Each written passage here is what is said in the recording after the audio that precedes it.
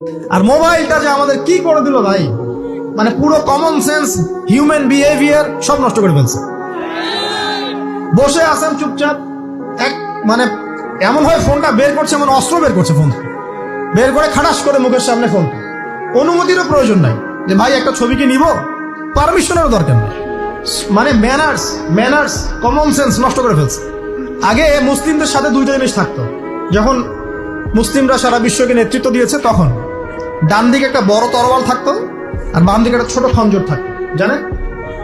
এই মোগল আমলেও দেখবেন, নবাব সিরাজউদ্দৌলাদের আমলেও দেখবেন, ডান পাশে একটা বড় সৌট থাকতো আর বাম পাশে থাকতো একটা ছোট খঞ্জর। ওই দুইটা জায়গায় এখন স্থান নিয়েছে। ডান পকেটে একটা বড় স্মার্টফোন আর বাম পকেটে ছোট একটা আবার কথা বলা ফোন। মানসিকভাবে আমরা সুস্থ নই এখন। আল্লাহ পাক আমাদেরকে বোঝার তৌফিক দেখ। কথাগুলো আঘাত করার জন্য বলছি না, আমি কথাগুলো বলছি এই কারণে যে আমাদের এই যুব সমাজকে নিয়ে আমাদের অনেক আশা। যুবকরা ইসলাম শিখবে, এলেম শিখবে, আমল করবে, ইনশাআল্লাহ আগামী দিনে এই জাতিকে নেতৃত্ব দিবে। এই সময় থেকে যদি ওদেরকে ট্রেন্ড আপ করা না যায়, তাদের ম্যানার্স, বিহেভিয়ার, হিউম্যান বিহেভিয়ারগুলো ডেভেলপ করা না যায়, তাহলে আগামী দিনে কি এরা জাতিকে নেতৃত্ব দিতে পারবে? একটা হাদিস খালি বলি, মান তারাকা সালাতান মুতাআম্মিদান ফাকাদ কাফারা, মান তারাকা সালাতান মুতাআম্মিদান ফাকাদ কাফারা। আবার শুনেন, قال رسول الله صلى الله عليه وسلم من ترك صلاة متعمدا فقد كفر। আর মুয়াজ বিন জাবাল রাদিয়াল্লাহু আনহু কে নবীজি বলেছেন, মান তারাকা সালাতা মুতাআম্মিদান ফাকাদ বারিয়াত মিন জিম্মাতিল্লাহ। যে ব্যক্তি নিজের উপর ফরজ নামাজ ছেড়ে দিল, সে কুফরি করলো, সে কুফরি করলো, সে কুফরি করলো।